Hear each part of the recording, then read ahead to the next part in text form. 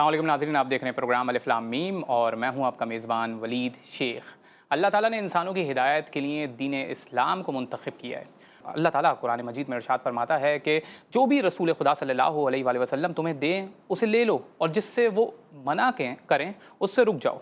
इसके अलावा भी कुरान ने जब रसूल अकरम सल्लल्लाहु अलैहि वसल्लम की रिस्पॉन्सिबिलिटीज़ बताई हैं तो उसके अंदर भी कुरान की आयतों की तिलावत करना, कुरान की तालीम देना और इंसानों का यानी मुसलमानों का तज़किया करना भी शामिल है। ज़ाहिर है कुरान की रोशनी में, कुरान की तालीमात की रोशनी में हदीस और सुन्नत की जो अहमियत है वो बिल्कुल वाज़ेह हो जाती है। और इस हवाले से आपको पता है हमारे फ़िक्री मौज़ूआत भी चलते रहते हैं। आज उसी सिलसिले की एक कड़ी में हमने बहुत ही खूबसूरत मेहमानों को अपने प्रोग्राम में मदऊ किया है। ज़ाहिर है इस हवाले से इसलिए भी क्योंकि हमारे मुल्क में आपको पता है एक इल्म के हवाले से एक फुकदान पाया जाता है और इंटेलेक्चुअल्स भी हमारे मुल्क में उस हिसाब से नहीं है जैसे एक महज़्ज़ब माशरों में पाए जाते हैं। मगर जो मुअज़्ज़ज़ मेहमान आज हमारे साथ मौजूद हैं, मुझे बहुत खुशी हो रही है कि उनका तारुफ़ करवाते हुए सबसे पहले हमारे साथ मौजूद हैं जनाब हसन इलियास साहब। किसी भी तारुफ़ के मोहताज नहीं है।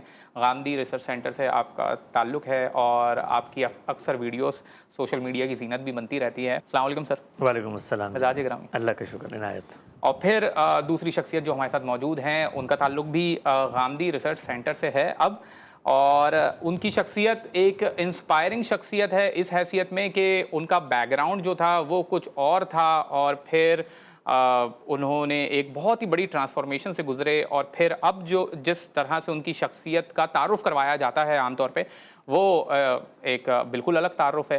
तो इस हैसियत में बहुत ही इंस्पिरेशनल पर्सनैलिटी है मुसलमानों के लिए, नौजवानों के लिए ख़ास तौर पे जनाब हमज़ा अली अब्बासी साहब। अस्सलाम वालेकुम हमज़ा साहब।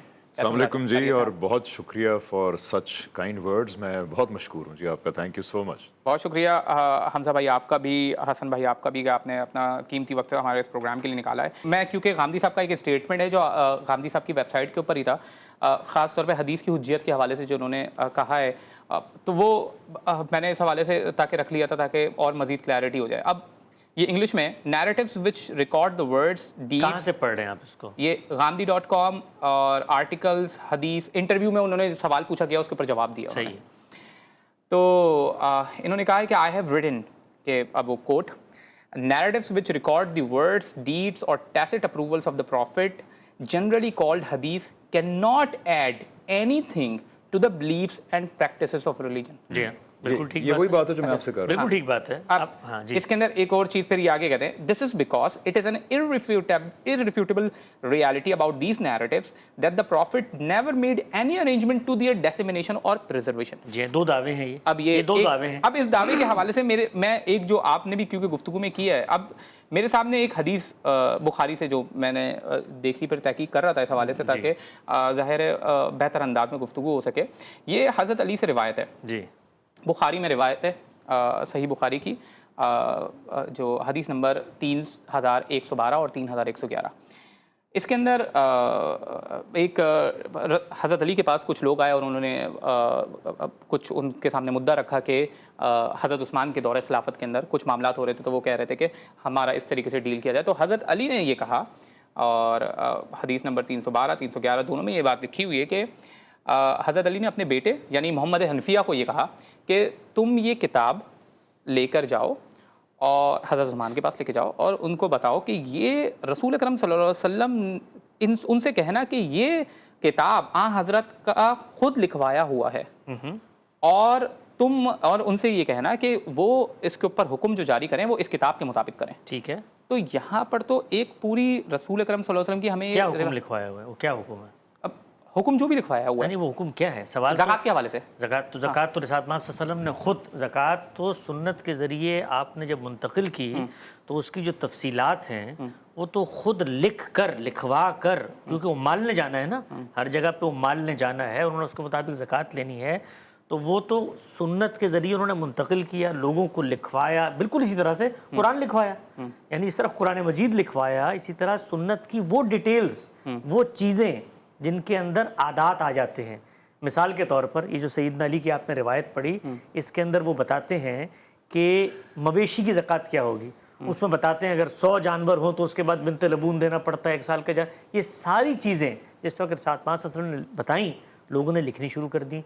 इनका मामला وہ نہیں ہے جو باقی روایات کا ہمارے سامنے آتا ہے. یہ سنت کو اسی دور کے اندر لوگوں نے لکھ کے پریزرو کیا. پہلی بات نہیں، رسول نے خود پریزرو کروایا. اب یہ یہاں پہ کہہ رہے ہیں کہ کوئی ارینجمنٹ ڈسپلشن اور پریزرویشن نہیں وہ جو بات کر رہے ہیں وہ اخبار احاد کے بارے میں کر رہے ہیں.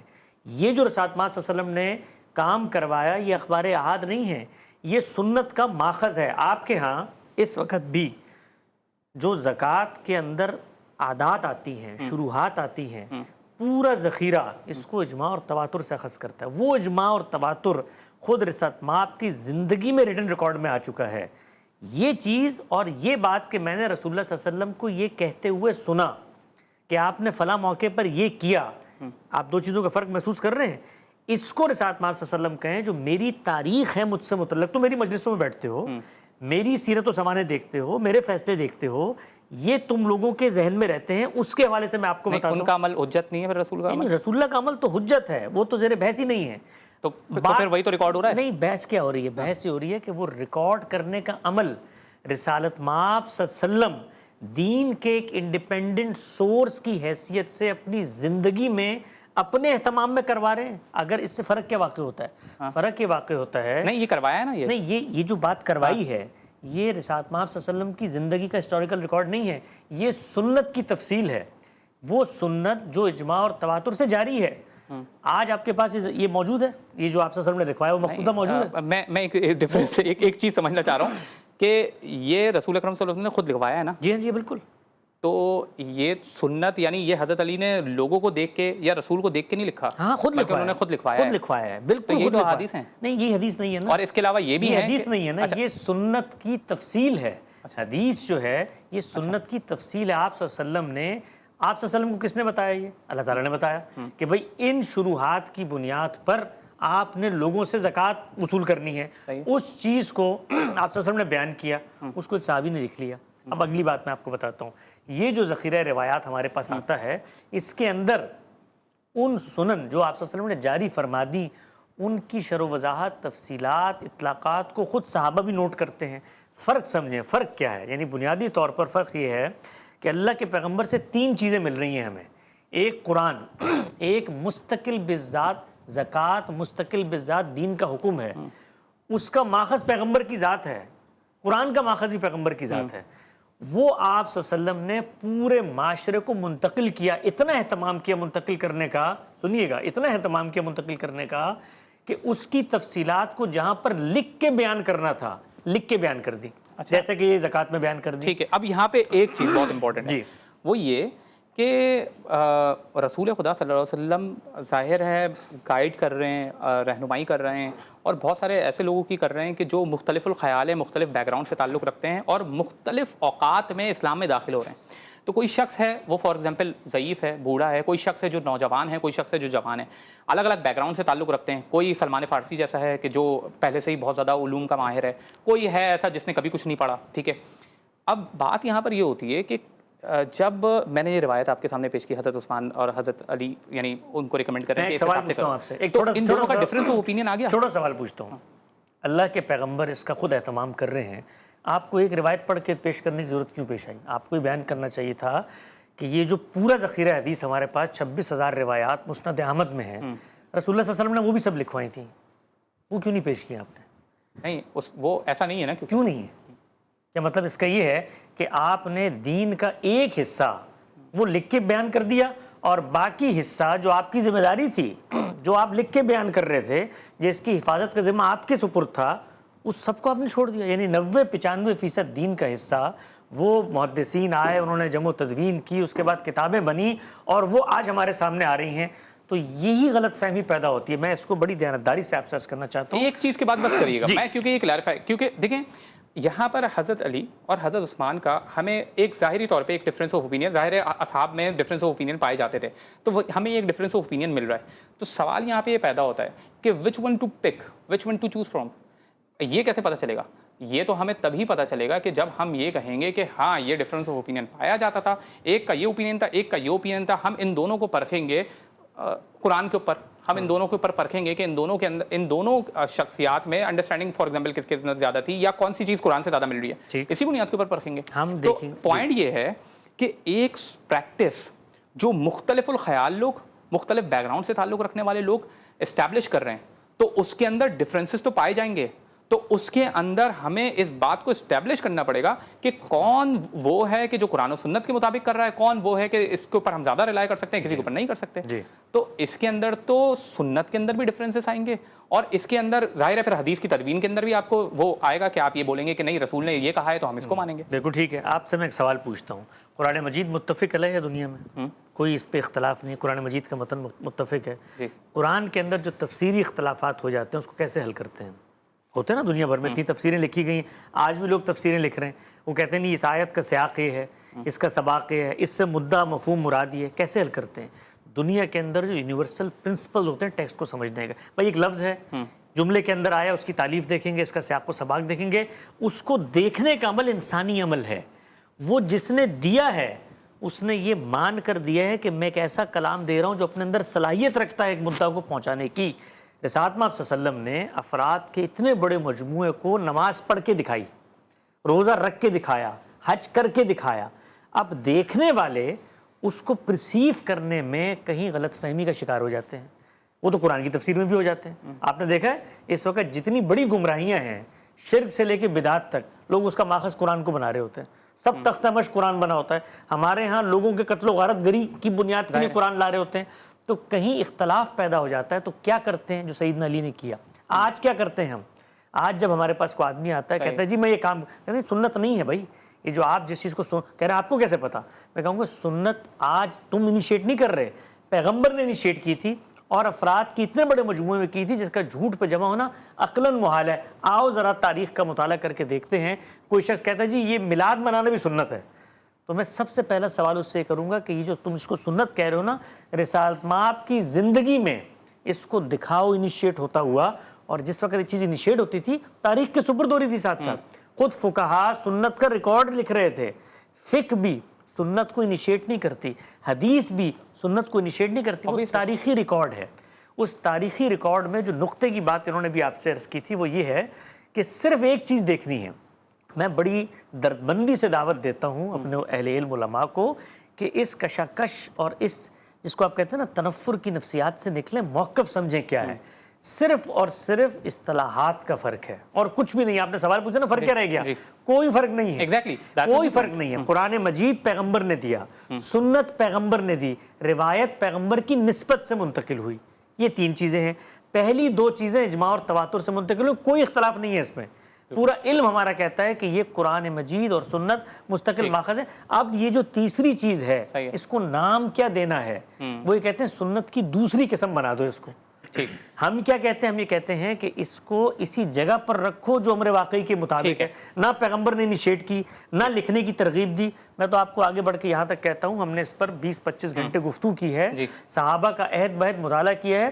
جن بڑے جلیل القدر صحابہ کے پاس اس کی تدوین موجود تھی ان کے ہاں یہ کلیئرٹی موجود تھی کہ اس میں کوئی مستقل بذات دین نہیں ہے. یہاں تک ہوا کہ سیدنا ابوبکر کے پاس جو نسخہ تھا جس میں انہوں نے خود سے تاریخ لکھی تھی رسول اللہ کی، اس کو انہوں نے تلف کر دیا. سیدنا عمر کے ساتھ یہ معاملہ ہوا. کیوں؟ اس لیے کہ وہ جانتے دو چیزیں تھیں. صحابہ کے اندر ایک مزاج تھا، رسالت پاک صلی اللہ علیہ وسلم نے خود فرمایا تھا کہ میری نسبت سے اگر کسی نے کوئی ایسی بات نقل کی جو میں نے نہیں کی ہوگی تو اس نے اپنا ٹھکانہ جہنم میں بنا لیا. تو ان کے ہاں یہ تحفظ تھا کہ ہم کہیں نعوذ باللہ رسول اللہ کی نسبت سے کوئی لفظ اوپر نیچے نہ کر دیں. لیکن وہ یہ بھی جانتے تھے کہ یہ جو ذخیرہ ہمارے پاس موجود ہے اگر ہم اس کو نقل نہیں کرتے تو اس سے دین پہ کوئی فرق نہیں پڑے گا. دین قرآن و سنت میں محصور ہے. ہاں دین کے علم پہ فرق پڑے گا. میں ایک چھوٹا سا بریک لے رہا ہوں کیونکہ we are running out of time. ایک چھوٹا سا بریک کے بعد حاضر ہوتے ہیں تاکہ اس کے اوپر مزید گفتگو کریں. اب سوال یہاں پر یہ پیدا ناظرین ایک چھوٹا سا بریک کے بعد حاضر ہوتے ہیں، پھر وہ سوالات جو ذہن میں آ رہے ہیں وہ پھر ان سے پوچھتا ہوں. چھوٹا سا بریک کے بعد آ رہے ہیں.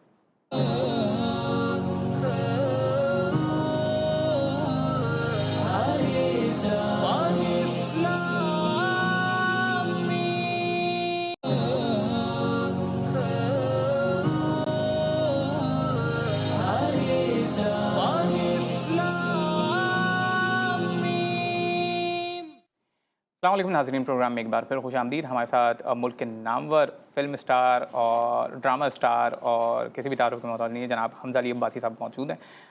हमज़ा भाई, सबसे पहले ज़ाहिर है इस हवाले से मिसकंसेप्शंस पाई जाती हैं, लोगों के मुख्तलिफ नज़रियात हैं, लोग कुछ सुनते हैं वीडियो, अब तो सोशल मीडिया का ज़माना है, तो वीडियो का छोटा सा क्लिप आपने काटा, वो लगा दिया और बिल्कुल ही मिसरिप्रेजेंट कर दिया गया आपको। तो क्या हदीस को अगर कोई नहीं मानता, हदीस की हुज्जत का इनकार करता है, तो वो आपकी नज़र में मुसलमान है?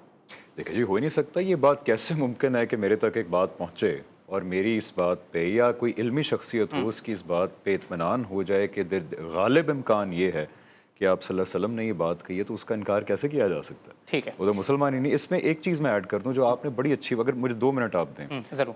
कि आपने इस ज़कात वाली बात की। देखें, इसमें समराइज़ अगर करें तो आप सल्लल्लाहु अलैहि वसल्लम ने कुरान को भी ऐसे ही ट्रांसफ़र किया, यानी कुरान सहाबा को सुनाया, याद करने वालों ने याद कर लिया, लिखने वालों ने उसको लिख लिया।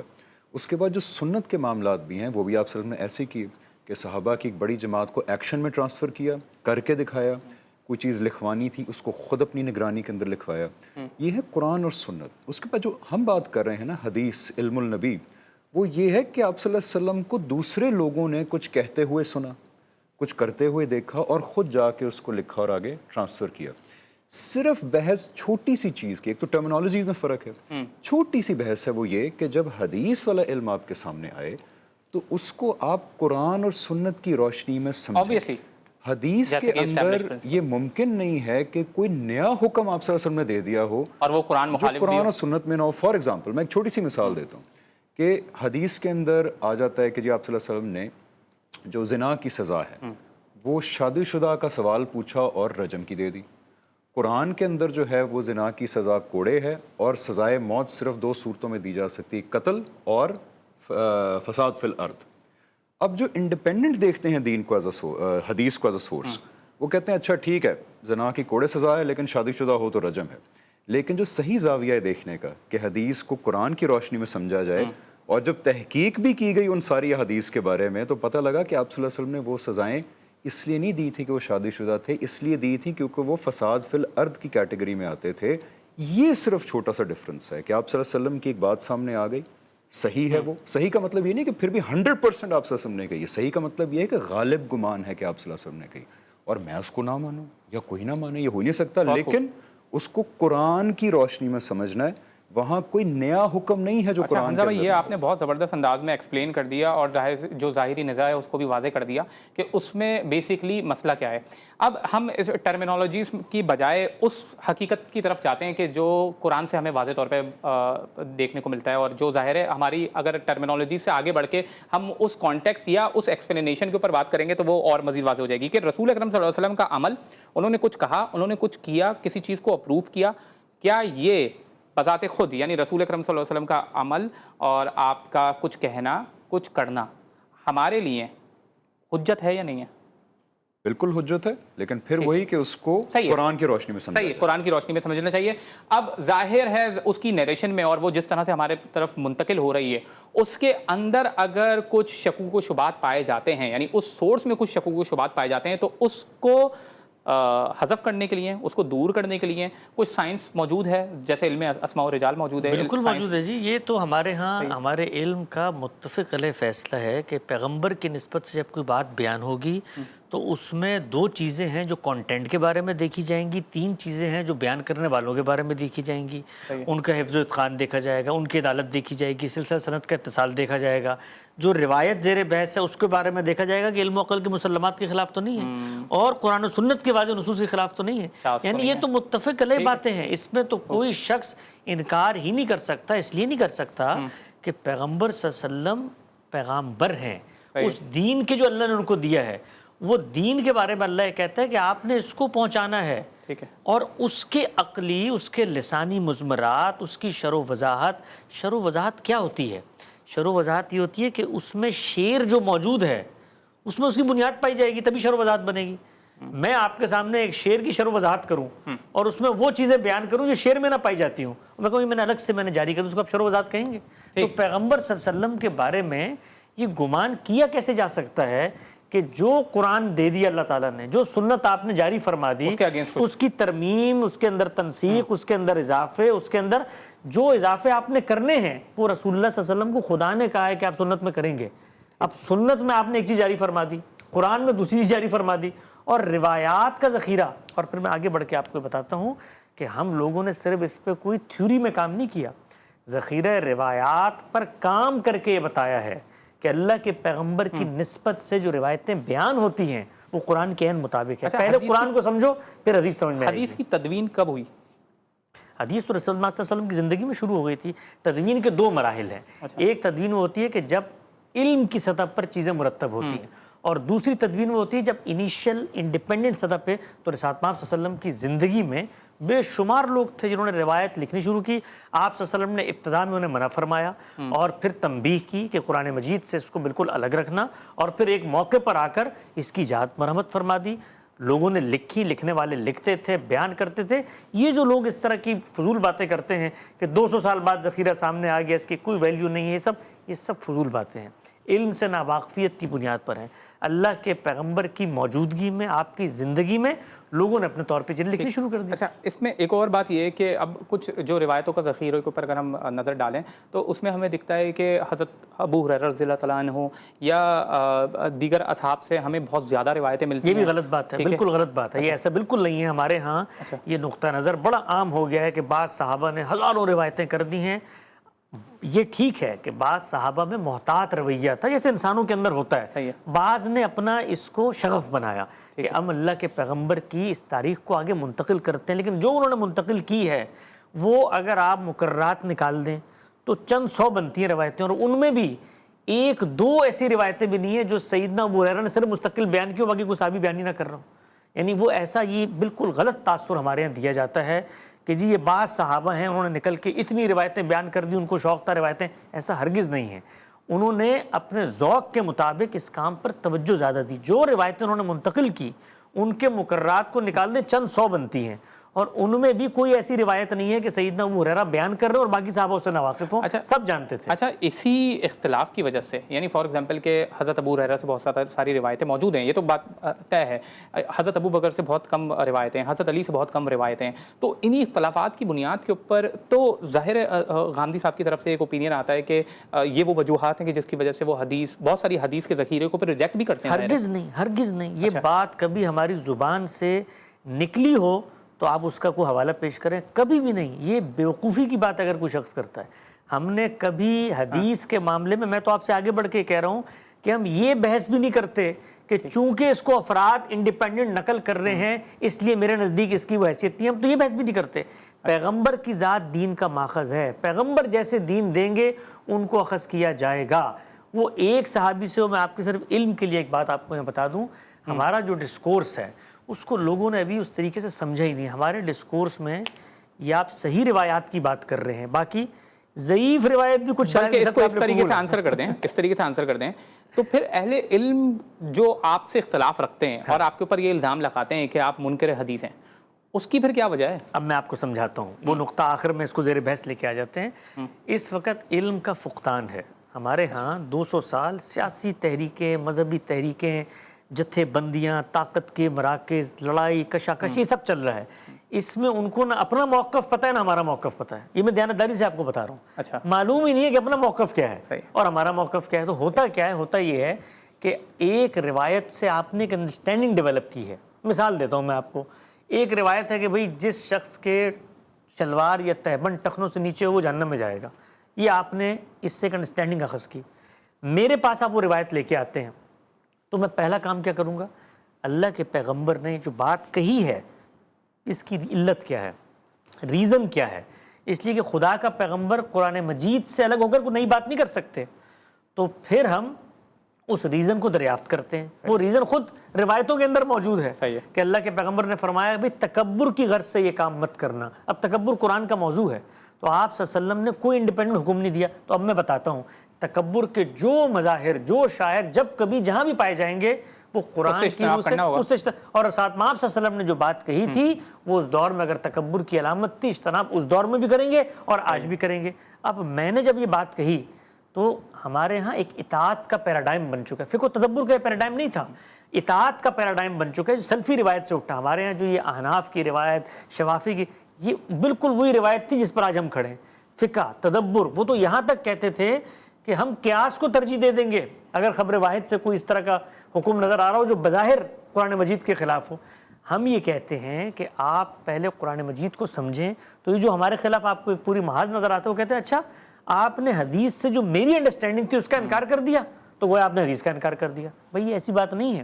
حدیث میں آیا من تشبہ بقوم فہو منہم، جو جس کی مشابہت اختیار کرے وہ انہی میں سے ہوگا۔ اب میں نے آگے بڑھ کے بتایا، کسی عالم نے بتایا کہ بھائی اس سے مراد پینٹ شرٹ نہیں ہے، اس سے مراد ٹائی نیک نہیں ہے، اس سے مراد خود روایت بتاتی ہے کہ رسول اللہ نے فرمایا جعل اللہ رزق تحت ظل الرمی وجعل الصغار لمن خالف امری من تشبہ بقوم فہو منہ۔ ایک خاص مرحلے کی روایت ہے، کفار کا خاتمہ ہو رہا ہے، اس موقع پر کہا الگ الگ ہو جاؤ ورنہ دنیا سے رخصت ہو جاؤ گے۔ تو سوڈو انٹلیکٹ اس دور میں جو مذہبیت نے پیدا کی ہے وہ اس بات کو سمجھنے سے قاصر ہے کہ حدیث سے جو آپ نے غلط انڈرسٹینڈنگ پیدا کر لی ہے اس سے اختلاف، حدیث کا انکار نہیں ہوتا۔ اور اس میں ایک آخری بات میں آپ سے عرض کر دوں جو بڑی تنبیہ کی بات ہے، تحدید کی بات ہے۔ رسول اللہ نے فرمایا تھا کہ میری نسبت سے کوئی غلط بات نقل کرو گے تو جہنم میں جاؤ گے۔ یہاں یہ باتیں سامنے آ گئیں، جس بات پر اللہ کے پیغمبر نے یہ نہیں ذمہ داری لی کہ تم جو کہو گے وہ میری بات ہوگی، میں تمہیں تنبیہ کر رہا ہوں کہ اس میں احتیاط کرنا، اس سے ایک نقطہ نظر اخذ کر کے جو تقدیس رسول اللہ نے اپنی بات کو نہیں دی، آپ نے اپنے فہم کو دے دی ہے۔ اور اس سے جب اختلاف کرتے ہیں تو آپ لوگوں کے بارے میں اس طرح کے فتوے صادر کرتے ہیں۔ تو حدیث کے بارے میں ہمارا جو نقطہ نظر ہے وہ نقطہ نظر بالکل واضح ہے۔ رسول اللہ کی نسبت سے جو بات آئے گی اس کو میں علم عقل کے مسلمات کی روشنی میں پرکھوں گا کہ آپ کی نسبت ثابت ہے۔ جب ثابت ہو جائے گی تو وہ اصل دین کی شرح و وضاحت۔ ہم نے ابھی ایک کتاب پر کام کیا، آپ سوال پوچھنا چاہتے ہیں تو پوچھ لیں۔ ایک چھوٹا سا بریک کے بعد دوبارہ دے دو۔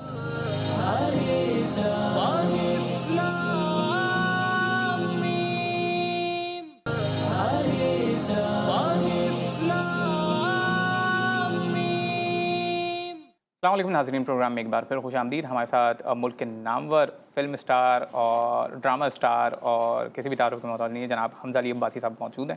حسن بھائی، علم النبی کے حوالے سے بھی جو آپ نے کام کیا وہ بھی میں آپ سے پوچھوں گا۔ اب جو آپ بات کر رہے ہیں کہ ایک ریفارم کی ضرورت ہے، ٹھیک ہے، سائنس آف علم میں اور سائنس آف حدیث کے اندر ایک ریفارم کی ضرورت ہے، کانٹیکسچولائزیشن کی ضرورت ہے، اس کے اندر ویک حدیث کے حوالے سے اویئرنیس کی ضرورت ہے، اور اس میں ایک آپ کو ایک ایجوکیٹڈ اپروچ اپنانے کی ضرورت ہے۔ تو حمزہ بھائی، اب سوال یہاں پہ یہ پیدا ہوتا ہے کہ میں نے فار ایگزامپل ایک اسٹیٹمنٹ آپ کے سامنے یہاں پہ شیئر کیا، غامدی صاحب کا اسٹیٹمنٹ، خود ان کا اسٹیٹمنٹ انہی کی ویب سائٹ کے اوپر ہے کہ فار ایگزامپل انہوں نے یہ اسٹیٹمنٹ دیا کہ اس کی ارینجمنٹ یعنی حدیث کی ارینجمنٹ، اس کی پریزرویشن کے لیے رسول اکرم صلی اللہ علیہ وسلم نے کوئی اہتمام نہیں کیا۔ میں نے فار ایگزامپل آپ کے سامنے ایک روایت پیش کر دی۔ جب اس قسم کے اسٹیٹمنٹس آتے ہیں یا انہوں نے کہا کہ for example it does not add anything to the practice of religion, تو یہاں پر ایسا لگتا ہے کہ ایک ایکسٹریم اپروچ اپنا لی گئی ہے، ٹھیک ہے۔ حسن بھائی نے جو بات جس طریقے سے پیش کی ابھی، اس میں ظاہر ہے بات واضح ہو رہی ہے اور سمجھ میں آ رہا ہے کہ نہیں یہ کانسیپٹ نہیں ہے، وہ کانسیپٹ ہے۔ پوائنٹ یہ ہے کہ اگر ہم اس کے اوپر بہت زیادہ ایکسٹریم اپروچ اپنا لیں گے تو ایسا نہیں کہ پہلے سے فرقے موجود ہیں اور ایک اور فرقہ پیدا ہو جائے گا اور اس میں جو ہے نا امت بڑھ جائے گی اور بہت زیادہ پرابلمیٹک ہو جائے گی سچویشن، لوگ یہ سمجھ ملنا شروع ہو جائیں گے کہ آپ منکر حدیث ہیں۔ تو اس میں کیا خود بتاتے خود اس رویے میں بھی احتیاط کی ضرورت نہیں ہے؟ میرے نزدیک تو جو آپ نے غامدی صاحب کے الفاظ نقل کیے وہ وہی بات کر رہے ہیں جو ادھر کی گئی ہے۔ یعنی فار ایگزامپل آپ صلی اللہ علیہ وسلم نے جو اخبار احد سے چیزیں پہنچی ہیں جو لوگوں نے آپ صلی اللہ علیہ وسلم کے بارے میں، اچھا انہوں نے اخبار احد کا یہاں پہ نہیں کیا، انہوں نے نیریٹیوز کا۔ یہ آپ دیکھیے نا، یہ آپ نے، میں معذرت چاہتا ہوں آپ کا وقت لے رہا ہوں۔ ہمارے یہاں ہوتا کیا، یہ آپ نے ایک جملہ پڑھا، اس جملے سے آگے پڑھنے کی توفیق ہی نہیں، پیچھے پڑھنے کی توفیق ہی نہیں۔ میں آپ کو پڑھ کے بتا دیتا ہوں، غامدی صاحب نے جو پوری بات جو آپ پڑھ رہے ہیں وہ لکھی کیا ہے۔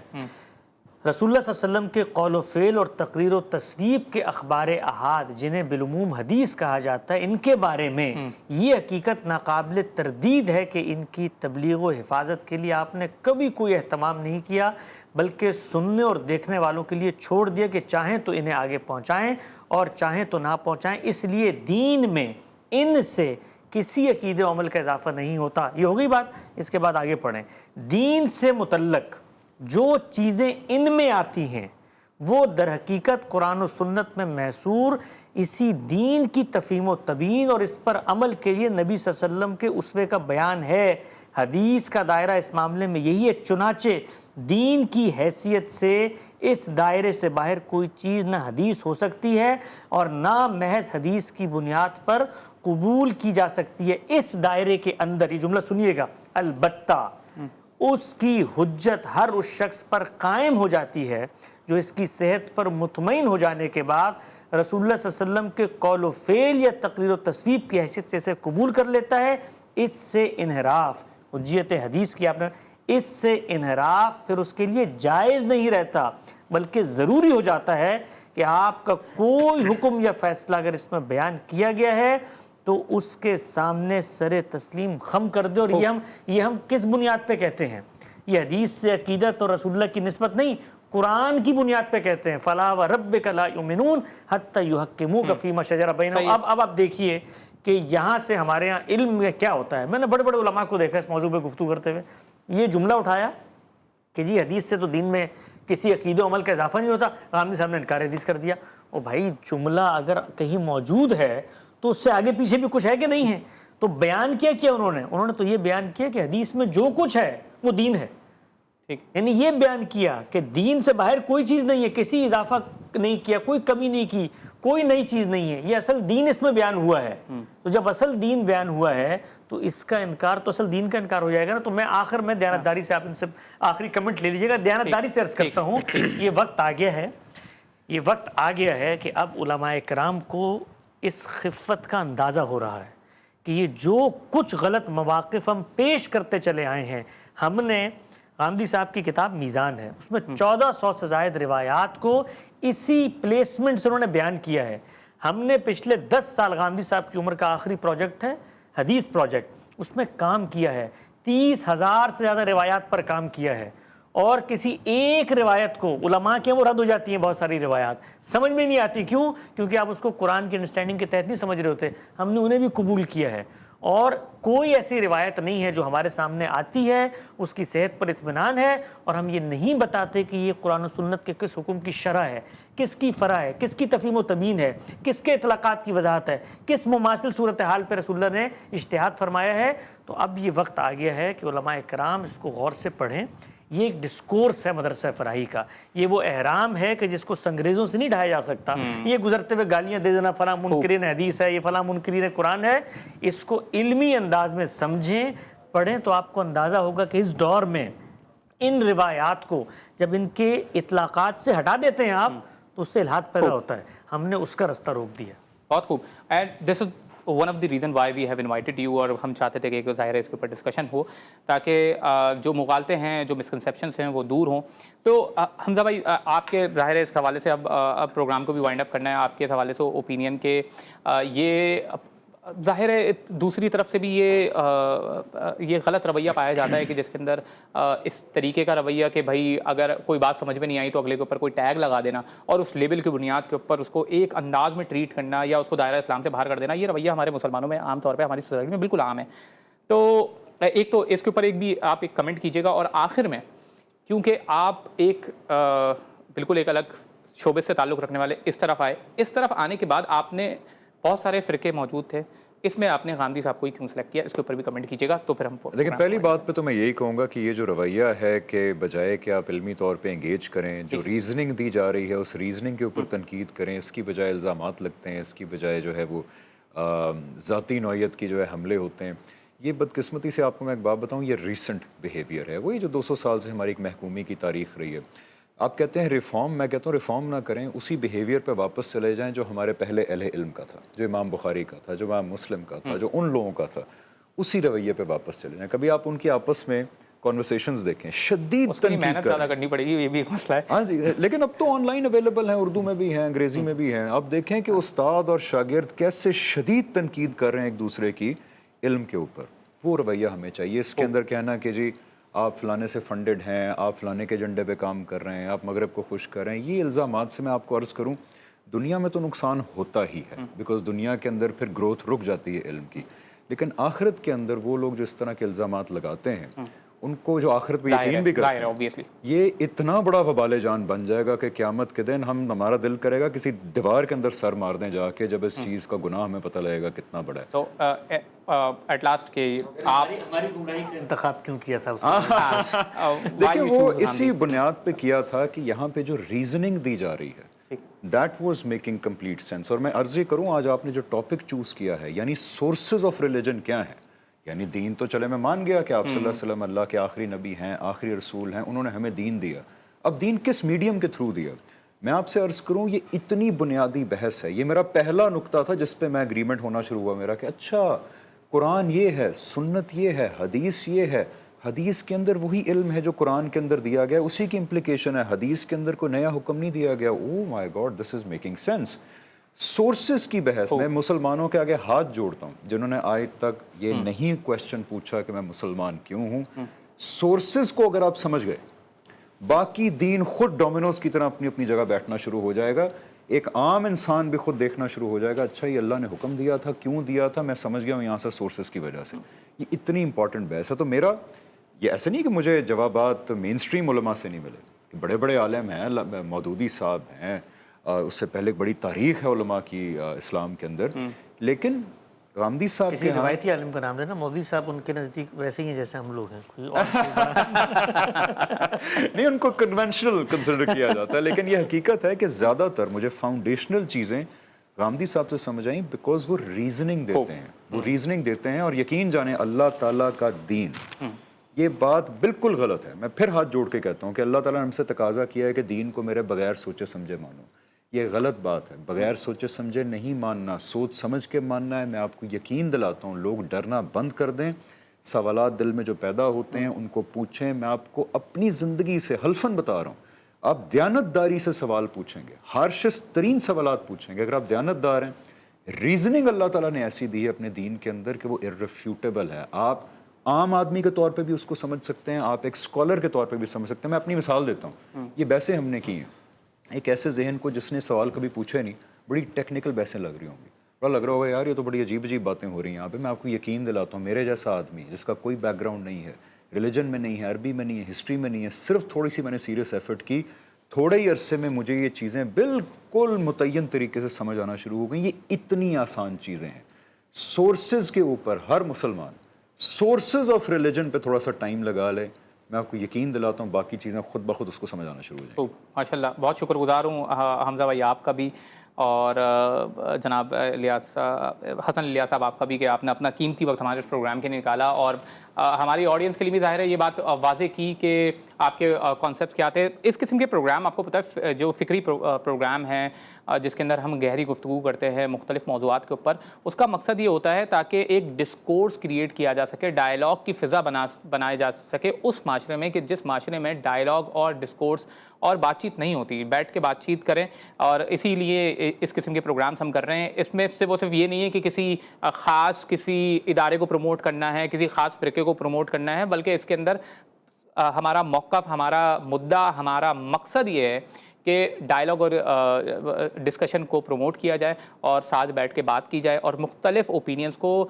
جانچنے کی, سننے کی عادت اپنائی جائے, تاکہ ایسا نہ ہو کہ ہم جس طریقے سے لیبل والا ہمارا ایٹیٹیوڈ ہو گیا کہ کسی کے حوالے سے ہم نے ایک بات سنی, اس کے اوپر ایک لیبل لگایا اور اس کو دائرہ اسلام سے باہر کر دیا. اس رویے سے ہمیں باہر آنا پڑے گا, اس متشدد رویے سے ہمیں باہر آنا پڑے گا. ناظرین, پھر کسی نئے موضوع کے ساتھ, فکری موضوع کے ساتھ, کسی اور لوگوں کے ساتھ, کسی اور ادارے سے تعلق رکھنے والے لوگوں کے ساتھ انشاءاللہ حاضر ہوں گے. تب تک کے لیے اپنے میزبان ولی شیخ کو دیجیے اجازت.